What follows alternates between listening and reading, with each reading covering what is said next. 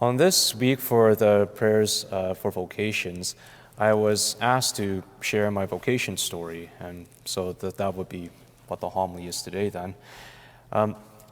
When I was in university, I never really considered priesthood as an option. In my first year at the University of Toronto, I was very much predominantly just focused on becoming a pediatrician. I was in the biochemistry program, and I was pursuing a girl at that time, so you can imagine that priesthood was not in any of my top 200, 300 priorities in life. But over the year, well, more like going into the second year, something started changing in that God started pushing and prodding. Like up to that point, I never really considered priesthood as an option because I couldn't see what was beautiful about it. And so God had to show me what was beautiful about the priesthood. And it started like this.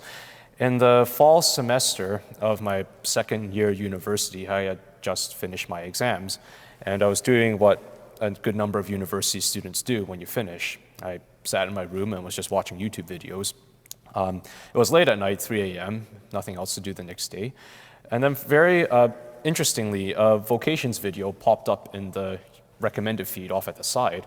And I thought like, well, you know, what the heck, there's nothing else going on, so I pressed it and watched.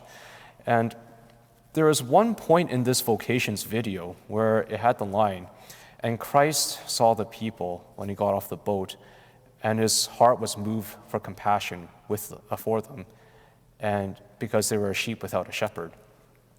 For whatever reason, that line struck me very deeply, and I remembered sitting there in front of my laptop crying, but I couldn't figure out what was going on. And I just assumed this was just God telling me to do the youth ministry I was doing well, so I put it out of my mind.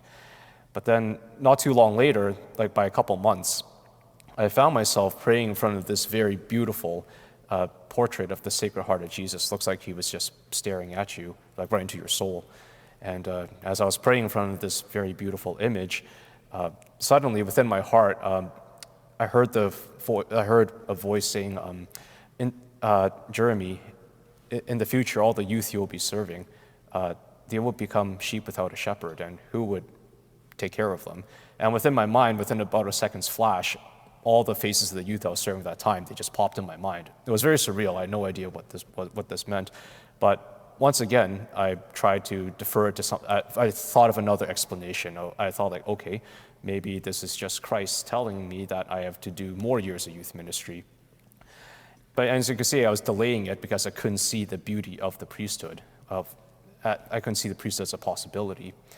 And it was finally on this one retreat where it changed. Like a few months later, I was at this one particular retreat, and outside the chapel at this retreat center, there's a very beautiful portrait of Christ that faces the west window.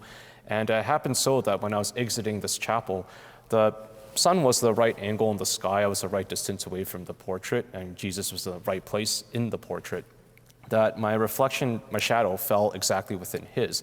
But the beautiful thing is that you didn't see my features. You only saw Christ's features shining through that. And it was from that moment that it finally hit me why the priesthood was so beautiful, that if God calls you this way of life and you give your life totally to him, he can, like when you serve people no longer meet Father whoever, or Father Jeremy, they just meet Jesus Christ. And it was from that moment on that I was open to the possibility of priesthood. And I would say from there up until the end of university, it was just always something at the back of my mind, this possibility that this could be a potential vocation. I prayed about it, I brought it up in spiritual direction, I explored a couple come and sees, and what I started noticing over time was that deep within my heart, I began very much more to feel at peace and drawn to the priesthood vocation instead of the vocation of marriage, as beautiful as marriage is.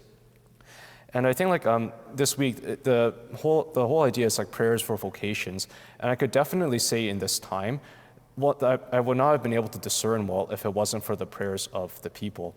I've been told by many of my friends and from parishioners that they were praying for me during this entire time I was discerning. And it was really because of their prayers that all those other distractions were able to fall aside and clarity eventually came up. God very much calls young men and women to religious life constantly, but in our increasingly noisy world, we often don't hear it, and you might have your own plans that get in the way. And what praying for vocations does is that the graces are given to the individuals that God might be calling, and it really helps us, I guess, like peter out all those distractions, to distill God's voice, and then eventually come to know what His will is for us. And by the time I was at the end of my last year university, I knew my heart lay in the seminary, and so I applied in the spring of 2017, and was accepted at that time. And God willing, if everything goes well, I'll be ordained a priest this coming May. So may Almighty God bless you all.